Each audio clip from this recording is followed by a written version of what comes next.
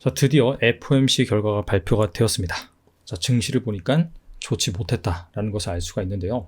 중간에 살짝 반등을 하다가 결과적으로는 폭락해서 마감을 했습니다. 나스닥 지수가 특히나 급락을 했는데 3%가 넘게 하락을 해서 마감을 했습니다. 자, 과연 어떤 일이 있었는지, 그리고 앞으로 중요한 부분은 무엇인지 알아보도록 하겠습니다. 자, 먼저 FOMC 발표 이전에 주요 경제지표 살펴보면 9시 15분에 ADP 비농업 부분 고용 변화가 있었습니다. 전미 고용 보고서라고 약 40만 개 미국 사업체의 고객의 임금 데이터를 근거로 해서 발표하는 고용 지표 중에 하나인데요. 예측치가 19만 5천 건이었는데 무려 23만 9천 건으로 상당히 높게 나왔습니다. 적당히 예상을 상회한 것이 아니라 크게 상회를 했다. 두 번째, 11시 30분 정도에 원유 재고 데이터도 발표가 됐는데 이것도 예상치를 크게 하회했어요. 원래는 원유 재고가 좀 남아있을 것이다 라고 시장에서는 예상했지만 300만 배럴 이상 모자르다 라는 데이터가 발표가 된 것이죠. 자, 두 데이터 모두 시장에는 부정적입니다. 고용이 좋으면은 연준의 긴축 스탠스가 더 강해질 수 있기 때문에 부정적인 것이고요. 원유 재고가 감소했다 라고 한다면 유가 상승을 자극할 수 있는 부분이죠. 자, 이 첫 번째 동그라미 친 부분이 바로 ADP 비농업 부분 고용 변화 발표 시기였고요. 두 번째 동그라미 친 부분이 원유 재고 발표 시점이었습니다. 자, 보시다시피 이러한 이벤트가 발표가 되면서 전반적으로 주식시장은 부정적으로 반응을 했고요. 특히나 이 FOMC 발표를 앞두고 긴장감이 고조가 되면서 하락이 더 가팔라졌다라고 보시면 됩니다. 자, 그런데 FOMC, 즉 새벽 3시에 기준금리가 발표가 되고 이렇게 단기적으로는 반짝 오르는 흐름이 나왔습니다. 일단 새벽 3시에 발표된 연준의 성명서를 살펴보면요. 기준금리 0.75% 인상, 이거 같은 경우에는 시장에서 거의 한 100% 정도 예상을 하고 있었기 때문에 큰 의미는 없었습니다. 그리고 그 다음에는 원론적인 얘기만 했어요. 전쟁으로 인플레이션 추가 상승 압력이 있다. 경제가 현재 둔화가 되고 있다. 인플레이션을 2%로 되돌리기 위해 지속적인 금리 인상이 필요하다. 필요에 따라서 정책을 변경할 준비가 되어 있다. 자, 이런 얘기를 성명서에 담았습니다. 자, 중요한 거는 파월의 연설, 그 다음에 이어지는 파월의 기자회견이죠. 먼저 연설부터 한번 살펴보면 총 6가지 문구로 제가 요약을 해놨는데 중간에 여기 붉은색으로 표시한 문구가 있습니다. 자, 이거는 시장에 비둘기적으로 비춰질 만한 문구다, 발언이다 라고 보시면 돼요. 나머지 같은 경우에는 원론적이라든지 아니면 매파적인 발언이라고 보시면 됩니다. 간단하게 살펴보면 최근 CPI는 연준이 생각한 것보다 높게 나왔다. 자, 최근 CPI 같은 경우에는 예상치를 상회를 했죠. 자, 그 부분을 가지고 이렇게 얘기한 것 같고요.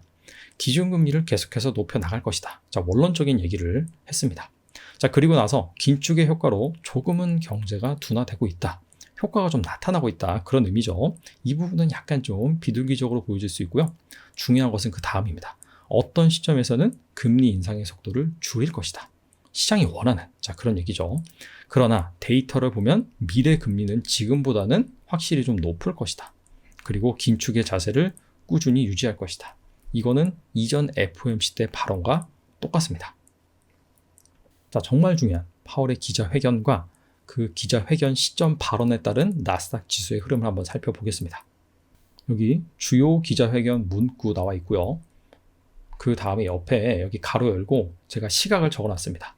3시 40분에 바로 이런 발언이 나왔고 그 발언이 나왔던 시점에 나스닥 지수가 어떻게 되었는지 같이 한번 비교해서 보시라 라는 관점에서 이렇게 기재를 해놨습니다. 자, 그래서 3시 한 40분부터 기자회견이 시작이 됐습니다.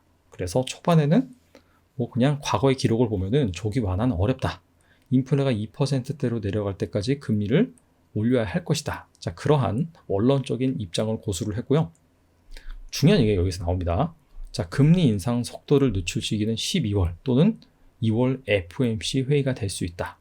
다음 회의에서 논의할 예정이며 다음 회의가 바로 12월 FOMC죠.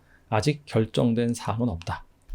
자, 며칠 전에 최근 들어서 몇몇 여는 총재들이 계속해서 자이언트 스텝 75bp 인상을 밟아 나가다 보면은 경제에 상당히 부정적일 것이다. 어느 시점에서는 금리 인상 속도를 둔화를 해야 되는데 그게 12월 FOMC가 될 가능성이 높다라고 발언을 했습니다. 그 부분에 대한 8월에 동조하는 그런 발언이라고 볼 수 있겠죠. 그래서 그 발언이 나온 시점에 이렇게 살짝 반등하는 것을 알 수가 있습니다. 하지만 그 뒤에 나온 얘기를 보면은 원론적인 얘기입니다. 실질금리 플러스에 도달을 해야 된다. 금리 인상을 중단하는 것은 시기상조이다. 그리고 일자리가 너무 강하다. 제가 딱 하나만 적었는데 이 얘기가 거의 3번 정도 나왔습니다. 일자리가 너무 강해서 결과적으로는 인플레이션이 잘 꺾이지 않는다. 미국 가구들이 여전히 돈이 많다.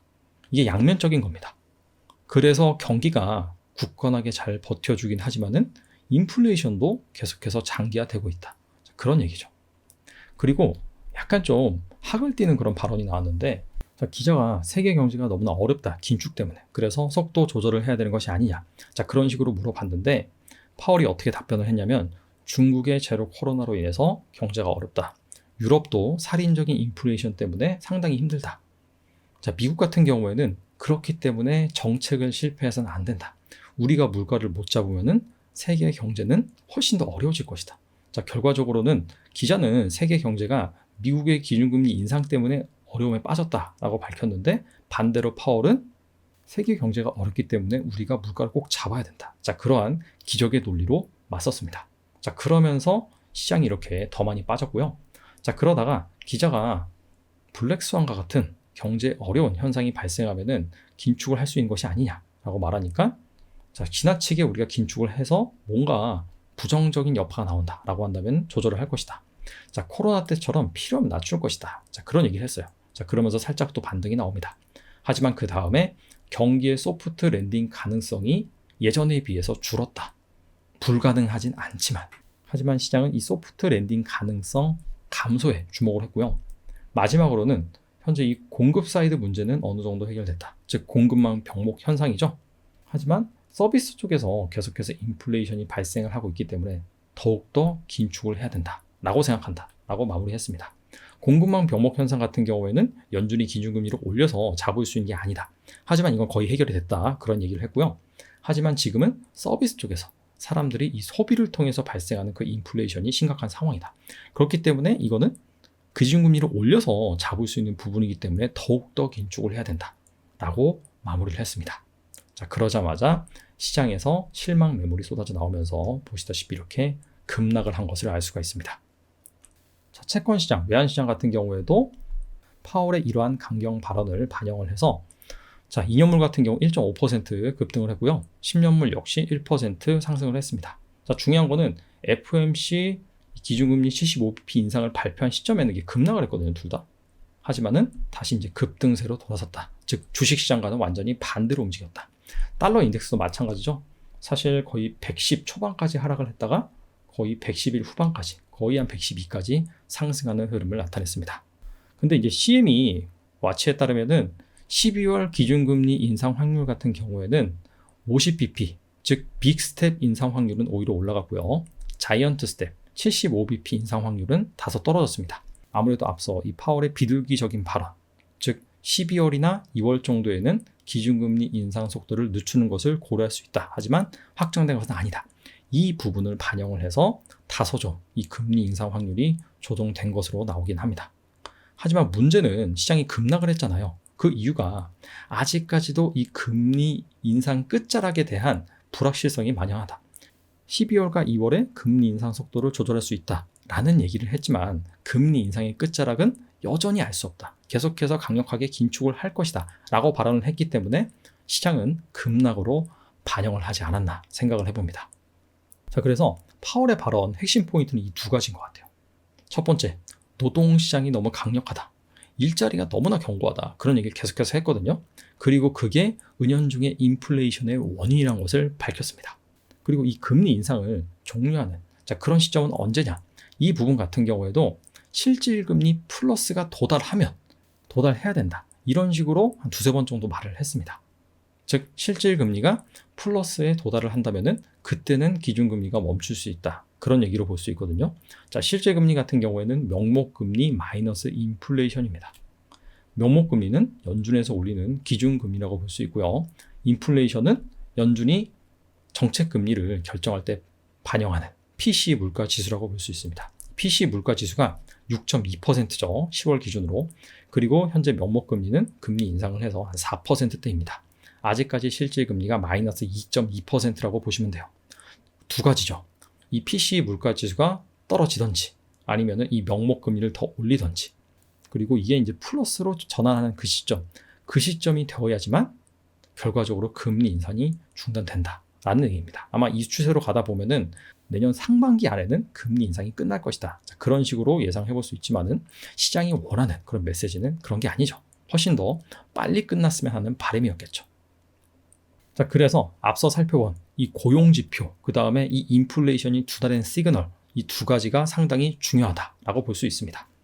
이 데이터가 어떻게 나오냐에 따라서 12월 FOMC 때 정말 기준금리 인상 속도를 조절할 수도 있고요. 금리 상단, 기준금리 인상의 끝이 어느 시점인지 그 부분에 대한 힌트도 줄 수 있을 것으로 생각이 됩니다. 자, 그래서 앞으로 이 시장의 방향성을 결정지을 만한 주 이벤트 한번 살펴보면 11월 4일에 미국의 10월 고용 보고서가 있습니다. 근데 10월 고용 보고서 같은 경우에는 제 생각에는 크게 기대하지 않는 것이 좋을 것 같아요. 왜냐하면 10월에 이 고용 관련 데이터가 다 좋게 나왔습니다. 그나마 하나 기대할 수 있는 거는 데이터는 좋게 나왔지만은 일부 지역이라든지 서비스업은 상당히 좋은데 제조업 몇몇 부분에서 상당히 좀 둔화가 되고 있다라는 그런 문구, 그래서 이 경제에 대한 우려를 나타내는 그런 문구가 있다라고 한다면은 긍정적으로 반응을 할 수가 있습니다. 그리고 그 다음, 사실 이 금리 인상과는 별 상관없는 이슈이긴 하지만 그럼에도 불구하고 미국의 중간선거, 자, 이것도 시장에 어느 정도 변동성을 줄 수 있는 이슈죠. 지금 현재 상황을 살펴보면 하원은 공화당 우세가 확실시해 보입니다. 상원 같은 경우에도 최근에 여론조사 데이터를 보면은 공화당이 우세를 점할 수도 있을 것 같아요. 자, 그래서 만약에 모두 공화당이 된다라고 한다면 현 정권에서 추진하는 정책 같은 경우에 상당히 약화될 수가 있습니다. 하지만 좀 길게 본다라고 한다면 공화당은 원래 감세, 기업 친화적인, 즉 증시에 긍정적인 그런 스탠스를 취했기 때문에 장기적으로 봤을 때는 좋을 수 있다라고 볼 수가 있고요. 아무쪼록 간에 이 중간선거가 끝난다라고 한다면은 어느 정도 불확실성이 해소되기 때문에 그런 부분에 있어서는 긍정적입니다. 그리고 가장 중요한 이벤트라고 볼 수 있는 미국의 CPI죠.